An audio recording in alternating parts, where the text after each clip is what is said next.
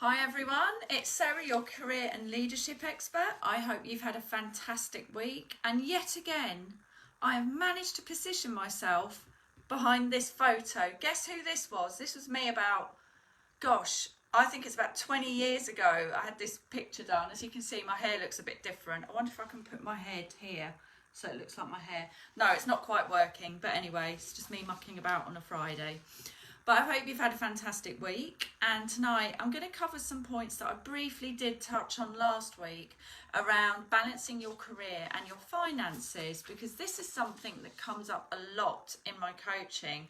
And I think it's one thing to admit to ourselves that we're not doing something that we thought we would end up doing, and we've kind of tolerated it because of finances, life situations, wanting to get married, or putting your kids through college, whatever it is, or economic situations. So I get that money is always a consideration, because if you think about it, as I say on many of my videos, that kind of foundation of the house, the pillars of the house, is around like health, finances, that kind of thing. And sometimes if your finances are a bit wonky or you're unsure about your finances, it can be very difficult to start to up level and move to other things, because you're worried about those basic things in life that we need to take care of effectively for survival. Maslow's hierarchy of needs. I don't know if you're familiar with that, but it really starts with that kind of baseline level. So one thing I would say is, if you are married or in a relationship, a serious relationship that's a committed relationship, then always do have a very open discussion with your partner or your family about your finances. Communication is, to me, as well as mindset being the ground of everything, I think communication is so important, and we can assume things so much, and just, it's really, really important that you're very open and transparent with the people that you love and you care about, and talk about it with your partner, because maybe there are some other considerations that you aren't aware of that you need to think about. Is it about when your kids are leaving college, that gives you more flexibility because perhaps you're not subsidising their studies? Is it that your partner is saying, well, actually, I've got my own plans as well, there's something I want to do, so do you need to take that into consideration? And maybe there's some extra expenses coming in that you need to think about. So what I'm not saying is like, forget your career dreams, your career aspirations, but let's be realistic. Our goals and our dreams and our intentions on some level have to be realistic, because if it feels unrealistic and we don't address some of these areas, then we kind of end up self-defeating, because we know we haven't really thought about those areas, and finances is a key one. I know, for example, that when I set up my first business, I'm somebody that was brought up in a family where, the money mindset was money doesn't grow on trees. Like all of us have probably had those experiences, and I had to really work through those financial beliefs to really get my own beliefs and readdress those beliefs that I'd inherited, because I knew that my passion was to work for myself and I didn't want to be held back, but I knew my money blocks were holding me back. And that was a big step for me, because, as I say, my upbringing was very different. And then to kind of go, do you know what? I've got this really successful career that pays me a lot of money, and I'm going to go and do something completely different. But have a look back on some of your financial successes in the past. Maybe keep a note of them. I'm a big fan of writing things down on paper and saying, I had financial success here, because if you've done it before, likelihood is you can do it again. And maybe that was about your own resilience, your perseverance, your dedication to your goals. And I'm a big fan of making our dreams bigger than our fears. However, let's not ignore the financial aspects of it. So what I would say straight off the bat is, if you are with a partner, if you're in a serious relationship, then you owe it to that person to sit down and have a very open, candid discussion, and make sure you're both on the same page. And who knows, your partner or your husband or your wife may know somebody that can help you, may have access to things in their own business or career that's like, hey, have you thought of this? Have you thought of that? I really believe in partnerships. It's about brainstorming and working together as a team to find solutions. But also, if it's something that you do feel passionate about, say it's starting a new business, then, you know, don't allow yourself to be dissuaded. I think we, as working as a team in a partnership or relationship, we want to boost each other up, you know, unless there's something really massive financially that's going to happen and we hadn't thought about it. But yeah, as I say, maybe life has changed, your kids have left college, and that now gives you a bit more financial freedom than you had before. And, you know, it's just about being really open about these things rather than suppressing our needs and suppressing our wants. So there's some other financial considerations to make as well. I like to think about things in terms of a couple of numbers. Wants versus needs. You know, how much do you want to earn in your career? So think about, if it's a business or a career, how much do you want to be earning, and then work back and think, okay, so if that's, let's take a random year 3. Okay, so if that's year 3, what's year 2, what's year 1, what's, like, you know, month 12, month 11, you know, breaking it down into those baby steps to make it less overwhelming and more manageable, and really set out, okay, if that's what I want to be earning, how do I get there? And set yourself some milestones and some goals to get there, because otherwise, if we don't have that, and again, as I mentioned on many of my videos, I'm a big thing of writing things down and, you know, having it all written down in a plan. That may not suit everyone, but for me and many people I work with, it's just like noise swirling around in our heads unless it's right in front of us and we can look at something really objectively and go, right, does that feel realistic? And that's something I've done with one of my clients this week. It's like, okay, how much do you want to earn from your business? Okay, how realistic does that feel to you? It has to feel realistic on some level. Okay, so if that's your number, how do we get there? What are you offering? What are you pricing? How are you going to package that offering? Are you going to have another offering that's maybe at a lower cost? How realistic does that all feel to you? And in order for you to reach that number, how many clients do you need to get? And then we break it down step by step by step by step. So really think about, this is what I want to earn. But then also think about the other number I talk about what you need to earn. So what do you actually need to earn to survive? Because I'm not a big fan of like just stripping stuff out and making ourselves miserable at the expense of our big dreams. What I want you guys to do is to be able to achieve your dreams and your goals, but also continue to enjoy your life. So think about, are there sacrifices you're willing to make? Are there you know, perhaps there's different ways that you've been spending money without realising. It is so easy to do. I mean, I don't know about you, but I do this on a regular basis. I check all my bills.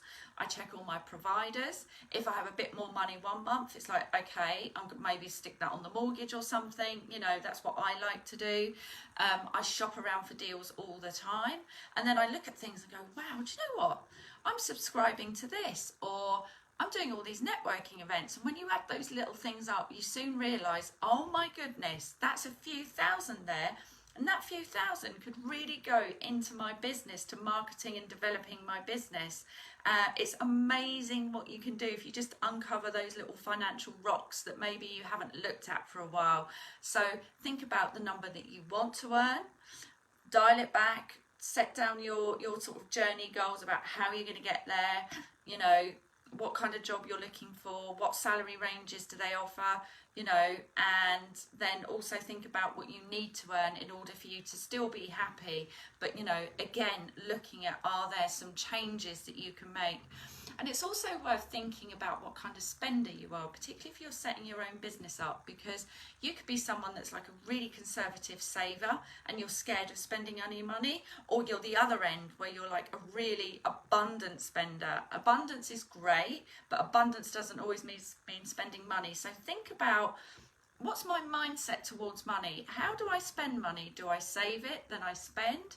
Or do I kind of go, do you know what, I'm okay putting some stuff on the credit card? You know, really be true to who you are and where your comfort levels are. So that's the wants number, the needs number, and then analysing your own financial money mindset. If you want more information on that, I've got a number of different exercises around the financial money mindset that I can send to you. So drop me a DM if that's something you'd be interested in. Other ways, making money, of course. So you may be in a current job that pays you quite well, or a career. And if you're simply looking to have a step up in that profession, I would say that's a fairly easy transition to make, okay? As long as you believe and you feel confident you can do that, and you've got the right skills, you know, and you feel really kind of like, yeah, this is going to work. It's something I want to do. So that is literally taking a step up to earn more money. So make sure it's the right job, of course, but you know, that's something you can easily do whilst in full-time work. You can sit there and really research on LinkedIn. I've done tons of videos on how you can find your ideal role, how to define it, what kind of company you want to work for. I'm not going to go through that now, but you can easily do that whilst you're working full-time in another role. So you can still do that. I mean, you just set aside and think about how many hours a day am I going to spend looking for this role? What am I going to do to get there? So that's kind of a fairly standard career transition, and you might identify along the way that there's some more skills that you need to invest in, because don't forget that people employing people like to see skills and development. I work with a lot of people that have been doing the same job for many years, and the feedback sometimes is, look, I haven't really seen that you've developed or taken any risks or done anything different. So you can still find your new career whilst you're in your current career, okay? You can also, if you're thinking about setting up your own business, you can also do some side gigs. So like I think I've mentioned before in a couple of videos, there are things like Be Divine, Upwork, I think it's called Free Me Up. So if there's an area that you really want to go into, there's nothing stopping you setting yourself up as a freelancer and putting those services on there and getting some extra money doing that. If you are, you know, in training or development, there's so many different platforms where you can offer your skills and expertise and get paid for it. So you could be on, if you've got some material, you could put that on Udemy. I don't think it costs that much. I've got an Udemy course. I can't even remember if I had to pay to join it. I don't think I did, but you can put your course on there. And there's many other platforms where you can add your course and start selling a course. So that could be bringing money in while you sleep. The same goes for blogging. You know, perhaps you like blogging.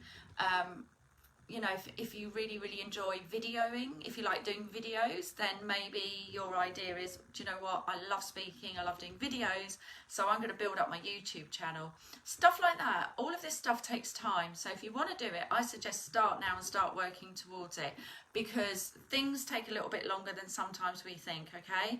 So I would say, you know, another great way of managing your finances during a career, more of a shift or a shift to self-employment, is look at those different platforms. Look at the training platforms. Look at what other bloggers are doing. I know there are coaches that specifically help people develop a blogging business. I know people that do it.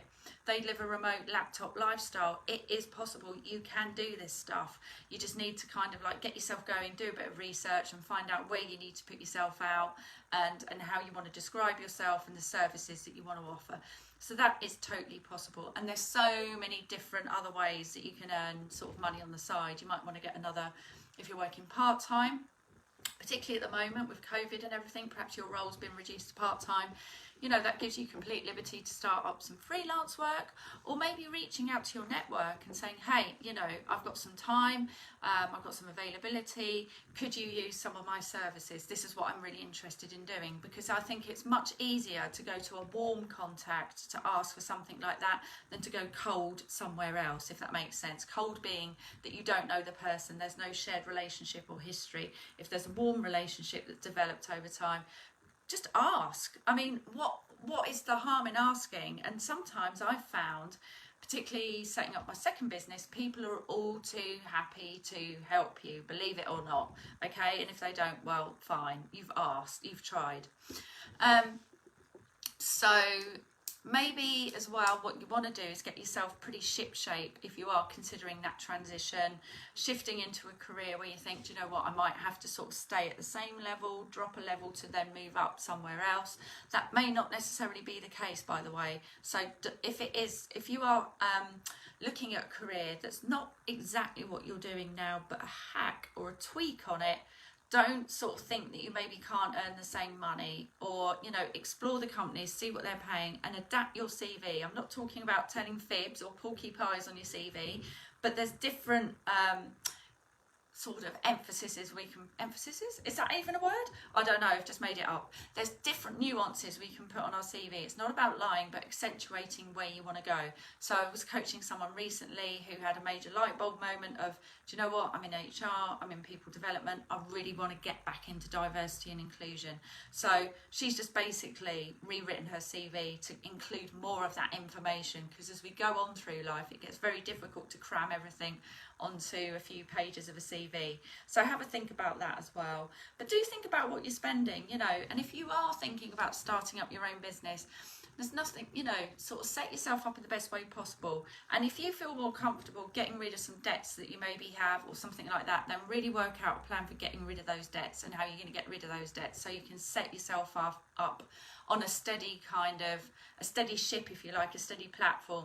Because there's nothing worse than panicking and going, oh, I've got to set up this business, but I need to do it out of a complete sort of lack of something rather than abundance of moving towards something.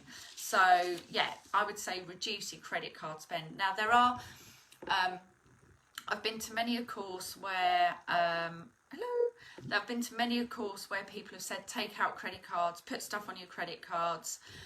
That's up to you. This is again back down to your financial money mindset when you're changing your career. It's really down to, just going to do a little wave. It's really down to you about what your risk levels are in terms of finances. For some people, that's going to be completely palatable to do that, to get a credit card or to get something or a loan. Don't forget you've got angel investors, you've got crowdfunding. There's many different ways of financing this change, but figure out what your appetite to risk is, okay? So credit cards, yes, they're an option. And again, I'm not a financial advisor, not giving you advice. If you think, yeah, I can do that and I'm happy to do that, then find out the best rates for you. There's loads of different comparison sites, and I would say check those every few months. When you're coming to the end of a 0% deal on a credit card, then switch it to another one. That's really, really easy to do. And your credit score, if you are thinking about going into business, have a look at your credit score. What is it now? And see if there are ways to improve it, because sometimes just something really stupid like missing one payment, you know, that can come down as a red mark, and that might sort of hinder you if you want to look at finance in other areas. So have a look at your credit score and just be really like willing to sort of be, I was going to say full frontal, but that sounds a bit rude, doesn't it? You know, be really candid with yourself, really realistic about where you are in terms of your personal finances. So yeah, so those are just a few tips about what you can do with your finances. But actually something I found out the other day, and I think I put it on a post on, I think it was on Facebook, or was it Instagram? Probably both. Anyway, at least 60% of people are really happy to earn less to make a career change, because I fully believe when we get to that point of where we're over tolerating things and we get to a point of, do you know what, this career just isn't me, I just realise that where I am in my life, it's just not going to make me happy, then I would always say, please, please, please don't let your finances constrain you. Yes, be realistic. Yes, follow some of the tips that I've given you tonight, but don't let that hold you back. Think of a way forward, because studies have also shown that the longer we put off a career change in our lives, the more it affects our mental health when we get older. Yeah, so loads of tips I've given you this evening about considering your financial risk level, understanding your financial comfort zone, understanding your spending style, giving you a few ideas of where you can earn extra money whilst you're still working. If you're working part-time, ways you can augment your salary, what you want to earn versus what you need to earn. Those are all different ways that you can consider, you know, increasing your income. There's things like mini gigging, you know, if you want to go into graphic design, you can do some mini gigs, like I said, in terms of graphic design. And if you are with somebody, you know, really discuss it with them, think about it, brainstorm. There's so many different options of finances, depending on your comfort zone and your own individual situation. Could be credit cards, but I would just say, be mindful of that. Be mindful of your comfort zone and how you tend to spend money. If you're somebody that's like, oh, I've got a credit card, I'm going to go off and spend it, maybe that's not for you.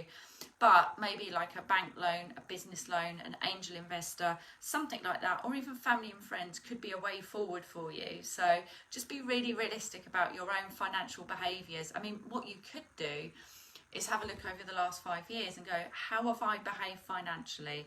Are there some patterns around my finances where I kind of overspend and I'm not realistic? I want you to like really achieve what you want to achieve, but also be realistic with your financial comfort zones and how you spend money. We've talked about how you consume things, other ways that you can save money that maybe you didn't realise before. But I would just say, you know, take comfort in the fact that this study showed that I mentioned, I can't remember the name of it, sorry, it's been a long week.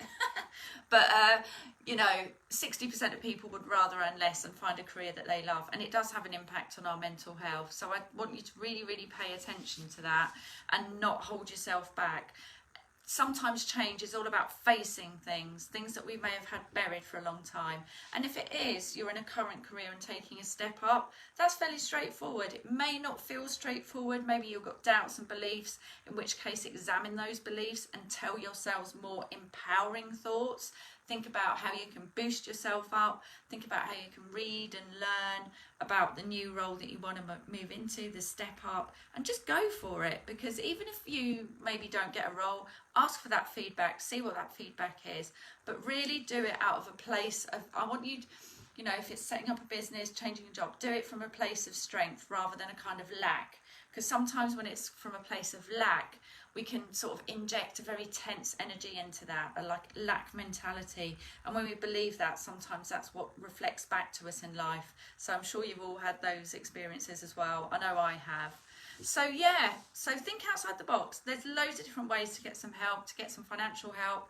Maybe it's your partner, maybe it's the local government, maybe it's a bank. There's so many different ways that you can finance a career change. The other thing I will say is that very often when I've sat down with people and we've done the whole sort of detective work about what they really want to do, and you know, very often it's about admitting something to yourself that you've kept suppressed for a long time, and it's like, oh, this is what I want to do but I've never told anyone. Very often when I've talked to somebody or coached with somebody, we often discover that, well, and I've had people say it to me before, as in, well, actually, I don't really need to earn that much. So I'm like, okay, so what exactly is holding you back then? And very often it's beliefs about other things and being scared to admit what we want and being scared to admit to other people.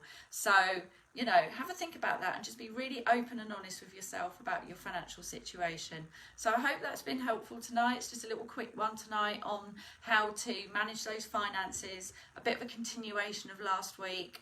I'll be doing another live next Friday at 5:30.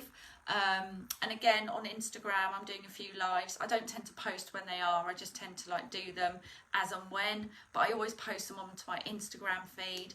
The other thing I wanted to say is that tomorrow afternoon at 2 o'clock British summertime, we're still in that just about, I think, despite Storm Ellen or whatever she's called. Why are they always giving women's names? Anyway, so tomorrow at 2 o'clock, I've posted it on my personal profile and I think it's posted on here. If not, I will add it to my story.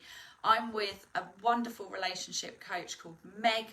I'll provide the full details for you. I think many of you are on my personal page, so it's already posted on there.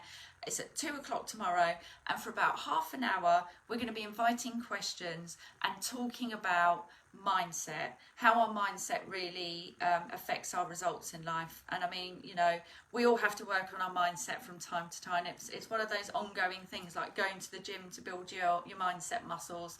So I'm going to be talking about that with Meg. She's a relationship coach, I'm a career coach, but as you might expect, mindset comes to everything that we do, particularly when it's around change and our ability to be resilient and persevere with the changes that we want to make. So that's 2 o'clock tomorrow. Details on my personal profile, and I'll share them to my story here. And again, if there's anything you want me to cover, please do let me know. I had some great feedback. I did an Instagram live last week, and some of the feedback I had was around motivation, procrastination, imposter syndrome. So those are all topics that I'm going to cover. They'll either be on here or on Instagram. I try to do different subjects, so keep your eyes open for those. And have a great weekend, guys. Thanks for joining, and yeah, stay safe, stay alert, whatever the buzz phrase is we're using at the moment. But keep your friends, your family and yourself safe, and have an amazing weekend. Take care. Bye.